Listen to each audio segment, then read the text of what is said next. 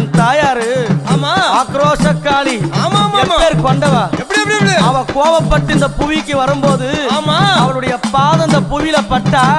இந்த உலகமே அழிஞ்சிடும்னு சொல்லும் போது பார்த்த சிவபெருமான் உடனடியாக ஓடி அந்த கீழே விழுந்தாரு. அவளுடைய திருமேனியான பாதம் சிவனுடைய மேல படணும். அவன் கோபம் தெளினு கீழே இருக்கிற கணவனும் தெரிஞ்சு கூட எங்க அம்மா அவ கட்டி நல்ல அம்மா கணவனைய அவ கட்டிய